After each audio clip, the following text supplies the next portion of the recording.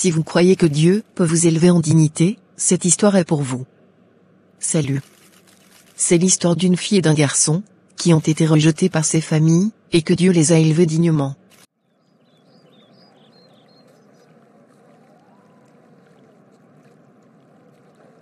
Salut. Comment ça va, Orphelia? Je vais bien et toi? Samuel.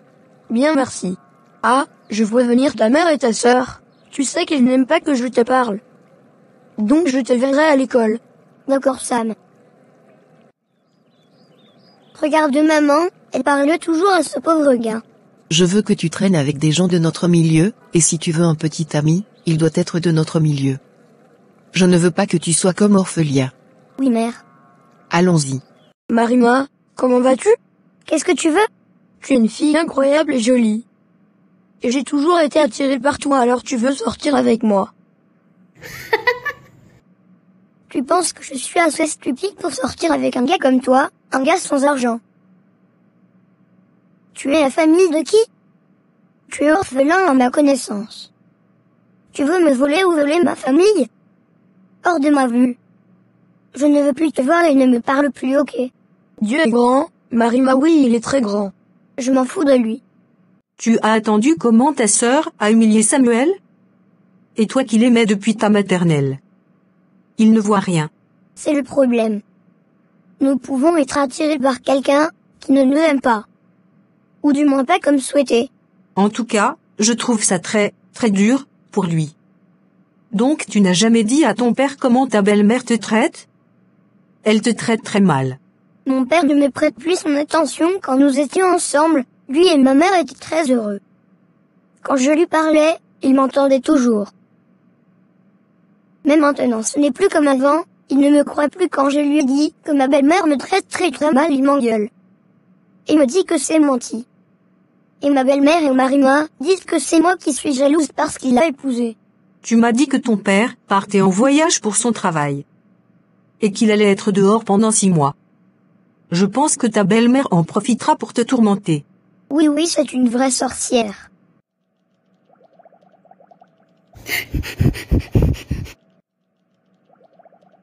Sam. Pourquoi tu pleures? Pour rien, Orphelia.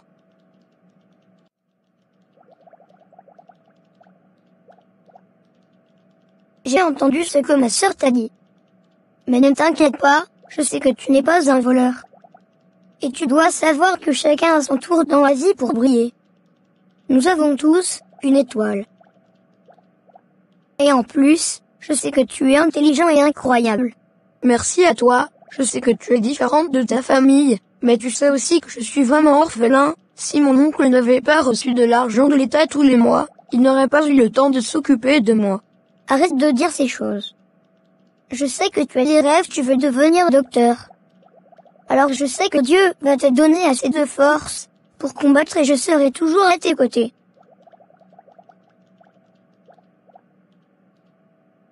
Sois fier car Dieu t'a donné la santé et tu es une personne intelligente. Et je sais que la nature te comblera de beaucoup de ses richesses.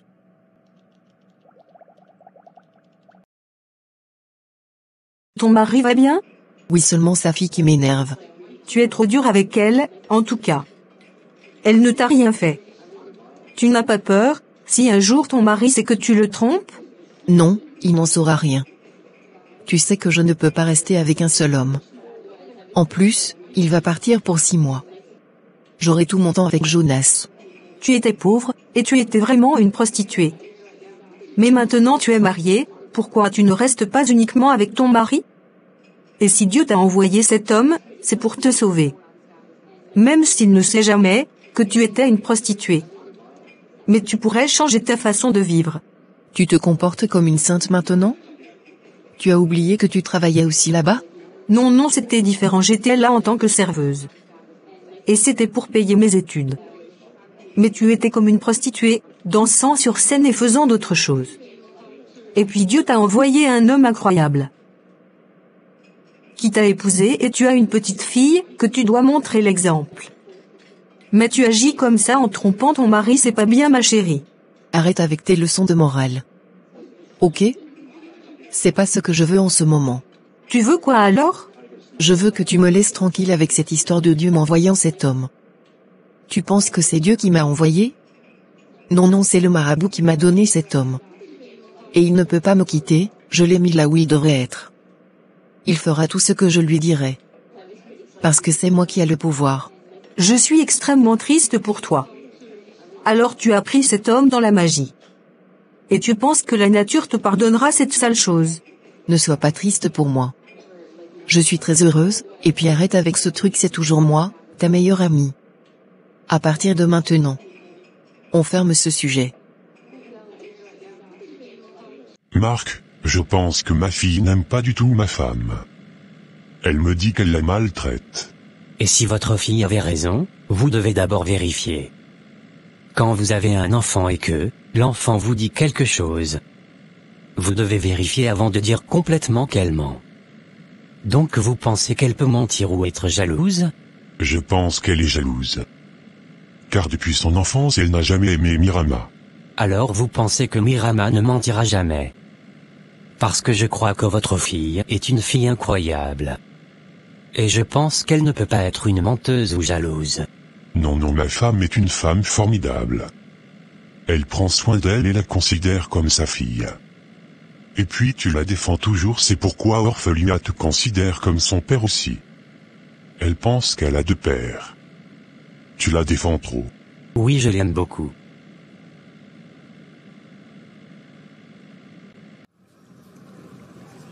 Devine qui m'a demandé de sortir avec lui? Dis-moi donc, j'aime pas trop la devinette. C'est Wilfred, il veut qu'on soit ensemble. Il m'a dit qu'il m'aime beaucoup, et que j'étais gentille, et ainsi de suite. Ah bon? Elle est folle si elle pense qu'elle peut sortir avec lui ou même l'épouser. Je ne le laisserai jamais entrer dans la famille de Wilfred, c'est une famille riche. Et je ne veux pas qu'elle devienne riche, ou même qu'elle entre dans le même cercle social que moi. À quoi tu penses, ma chère? À rien, ma chérie. Alors tu l'aimes ou attiré par lui? Je l'aime bien, je pense que c'est un homme incroyable.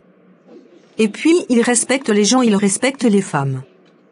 Donc je me vois avec lui dans le futur si Dieu le veut. En tout cas, je suis contente pour toi, j'espère que tu l'épouseras. Merci ma chérie. Je dois m'en aller maintenant. D'accord ma chérie, à la prochaine. Tu connais une prière pour combattre et pour réussir dans la vie? Oui, ma mère me faisait répéter une.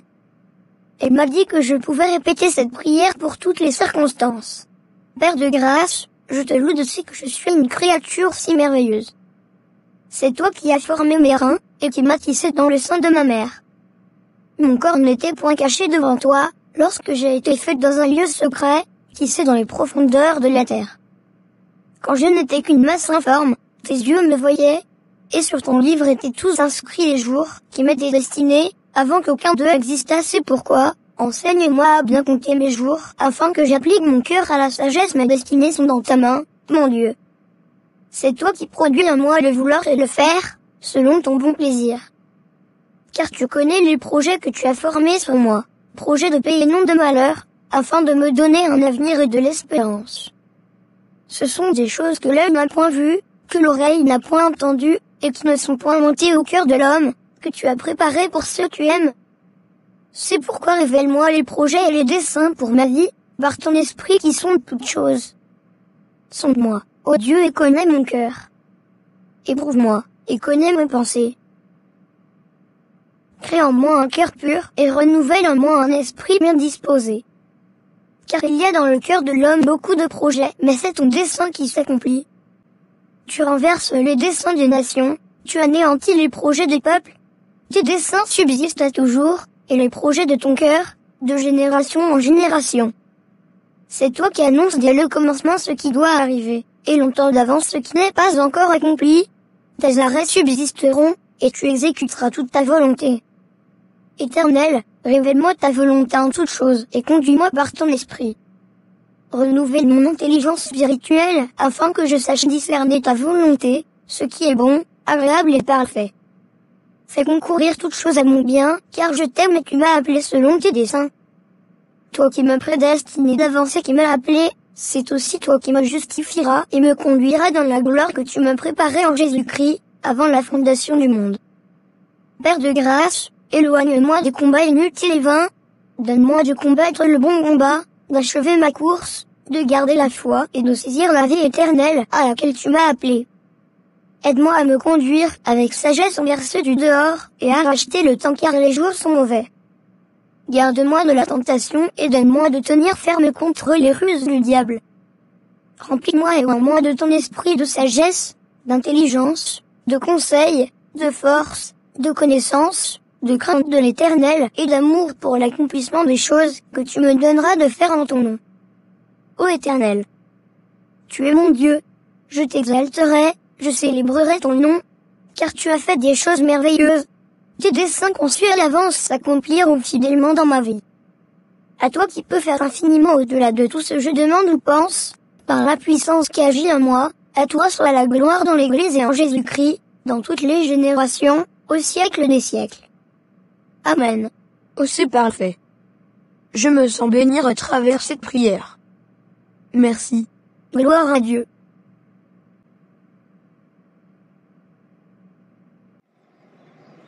Maintenant que tu es mon petit ami, je ne veux plus te voir avec la pom-pom girl, ok?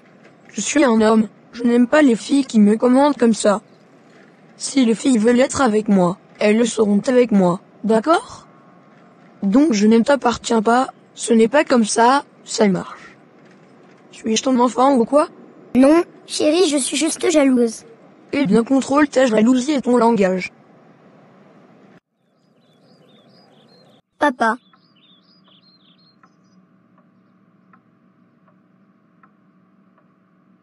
Comment vas-tu ma chérie? Je vais bien, papa. Et toi? Très bien ma chérie. Demain, je partirai très tôt.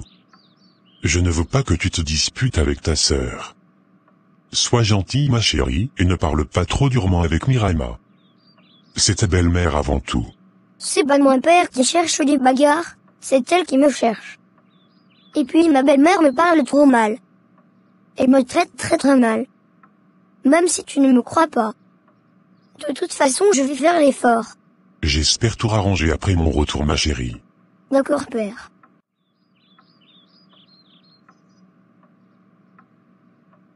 Comment vas-tu Marima?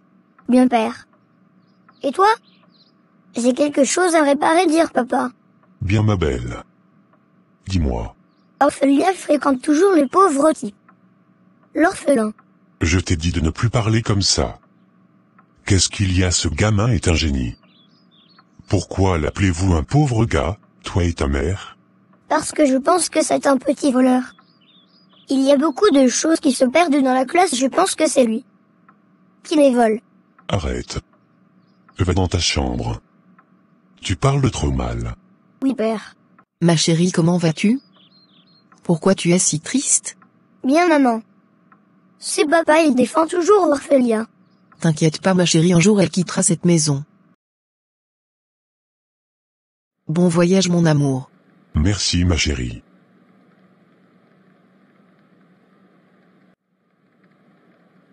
Bon voyage, monsieur. Merci. Chérie, il me faut 50 000 $. Bébé, dernièrement, je t'ai donné 100 000 $. Tu les as déjà gaspillés? Chérie, c'est que le projet prend plus d'argent. Tu sais, j'ai déjà parlé avec les ingénieurs, mais j'ai besoin de quelque chose à mettre à la maison. Ça concerne les appareils de sécurité. C'est pourquoi l'argent ne me suffisait pas. D'accord bébé. Mon mari n'est pas là, nous devons passer plus de temps ensemble maintenant. Oui chérie. Et pour l'argent, tu vas me donner quand? Demain matin.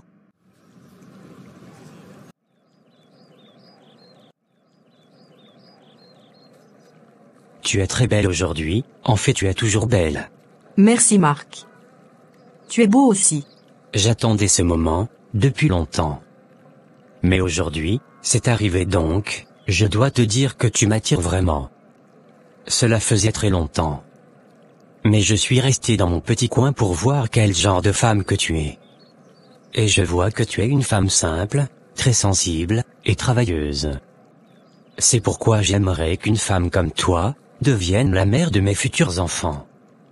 Parle-moi de ton parcours. Waouh. Moi aussi j'attendais ce moment. Et je ne voulais pas me précipiter, et je sais que tu es un homme fascinant. Je voudrais que tu saches, avant de devenir cette femme que tu vois maintenant devant toi. J'étais avant tout serveuse. Je travaillais dans un bar où il y avait des striptease et ainsi de suite.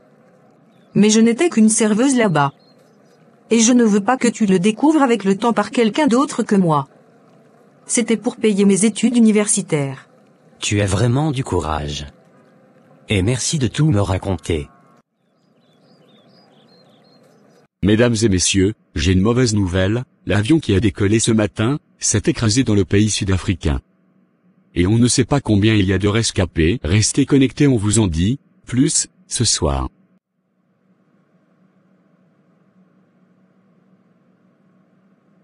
Oh mon Dieu. Mon père est peut-être décédé. S'il vous plaît, protégez mon père. S'il mourait, je serais orpheline dans ce monde. 1 an plus tard. As-tu nettoyé la cuisine? Et as-tu déjà nettoyé les chaussures de Marima? Non. Je suis fatiguée, c'est moi qui fais tout dans la maison. Cuisine, vaisselle, la cour. Tout c'est moi. Qu'est-ce que tu croyais? Tu croyais ou là tu penses que tu es dans un pensionnat? Tu dois tout faire, tu as une famille ici? Mets-toi dehors dans ma maison. C'est ma maison et celle de Marina. Je veux que tu quittes ma maison tout de suite, sinon j'appelle la police. C'est la maison de mon père. Tu es venu ici avec ta fille. Tu as trouvé cette maison avec tout ce qu'il y a dedans. Où est ton père? Je vais me remarier avec un autre. Alors tu dois sortir maintenant. Sors d'ici. Je dis que tu dois partir, sinon je vais continuer à te gifler. Elle m'a mise à la porte de tonton Marc. Je n'arrive pas à y croire. Dieu a toujours un plan pour toi. Et c'est grandiose. Tu peux rester tout le temps que tu veux. Ici c'est chez toi. Merci beaucoup. Je peux utiliser ton ordinateur s'il te plaît? Pour parler avec Samuel. Oui ma chérie. Allô, tu vas bien? On t'a bien accueilli là-bas? Oui, ça va et toi? Je suis très content. Pourquoi? Nous avons été acceptés par l'université, nous avons la bourse pour aller étudier, et c'est une bourse complète. Avec 2 billets d'avion. Vali. Je suis trop contente. Je savais que Dieu avait un plan pour nous. Du reste, nous savons que tout contribue au bien de ceux qui aiment Dieu. Il les a aussi prédestinés à devenir conformes à l'image de son Fils. Toute chose concourt à mon bien, parce que tout concourt à me rendre conforme à l'image de lui. Ainsi je comprends la place de l'épreuve dans le plan de Dieu, elle est une grâce car elle fait grandir en moi, par le Saint-Esprit l'image de Jésus-Christ. C'est pour quand? Samedi. Je vais t'envoyer les photos des billets. Bonne nuit. J'ai la bourse de tonton Marc.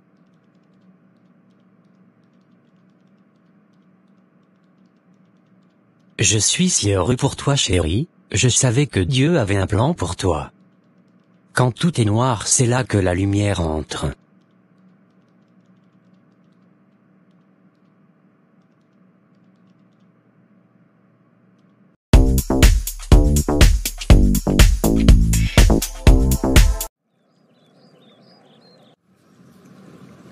Docteur, je me sens super bien. Très bien Wilfred. Maintenant, tu peux appeler ta famille. Allô Marc, c'est moi. Oh mon Dieu frère, vous êtes vivant? Tant de choses se sont passées. Oui, tout le monde va bien. Tout le monde va bien sauf que votre femme a viré votre fille il y a 7 ans. Elle s'est remariée. Elle a pris tout votre bien. Votre fille a été tellement maltraitée. Mais Dieu merci, elle a trouvé une bourse. Cette année, elle obtiendra son diplôme de médecine avec son fiancé Samuel. C'est Dieu qui m'a sauvé frère. Tu sais que j'ai été dans le coma pendant 7 ans. Cela fait 1 mois que je me suis réveillé. Maintenant je vais parfaitement bien. C'est pourquoi je t'ai appelé, tu dois venir me chercher ici. Et ensuite il faut préparer les papiers avec mes avocats. Car je dois chasser ma femme, en fait mon ex-femme, dans ma maison, avec sa fille et son mari. Ok frère. Chéri Wilfred est en vie? Oh gloire à Dieu. Quelle surprise.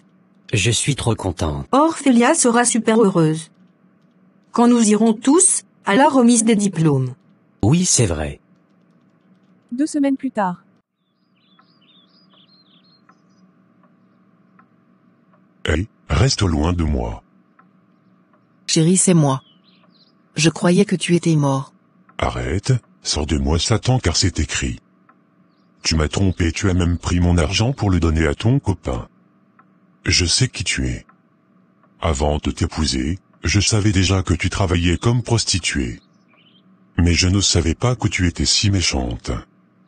Je voulais t'épouser parce que je t'aimais. Mais je me fichais de ton passé. Je suis l'agent du FBI. Donc tu ne peux rien me cacher. Pourquoi tu virais ma fille?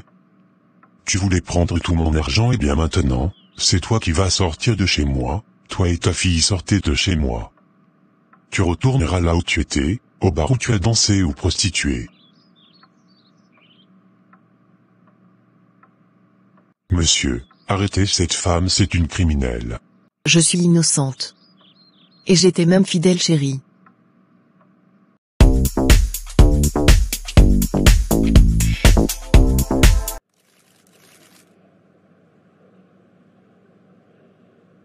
Papa, je n'arrive pas à y croire.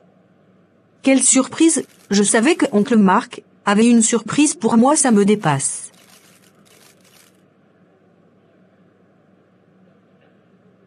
Tu es devenue une femme maintenant. Une jolie chirurgienne. J'ai tellement de choses à te raconter, papa. Je sais ma chérie.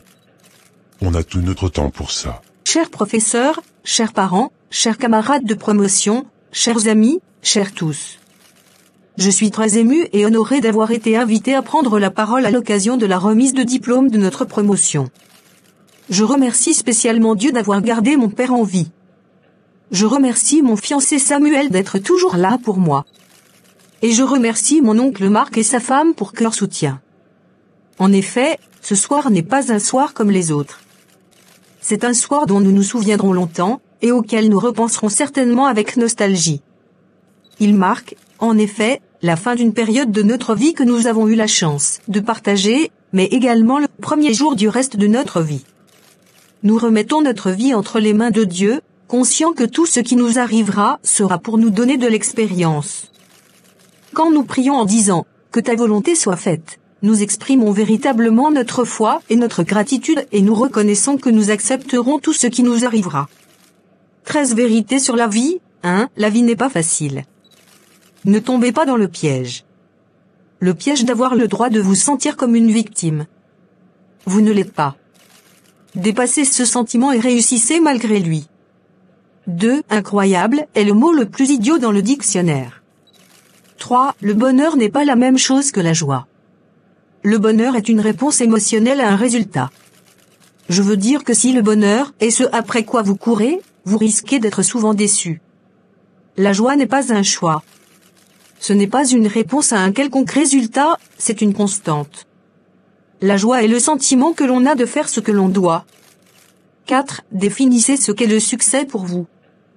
Continuez de vous poser cette question et la réponse pourrait changer avec le temps, et c'est bien. Accordez-vous cette faveur, quelle que soit la réponse, ne choisissez pas de faire quelque chose qui pourrait menacer votre âme. 5. Le processus d'élimination est la première étape vers votre identité. Là où vous n'êtes pas est tout aussi important que l'endroit où vous vous trouvez. 6. Ne perdez pas une miette de tout cela. 7. Décortiquez vos succès. 8. Pratiquez le devoir volontaire. 9. De pouvoir à vouloir. 10. Un toit est une chose créée par l'homme. 11. Tournez la page. 12. Accordez du crédit à vos obstacles. 13. Comment sait-on quand on a rencontré la vérité ?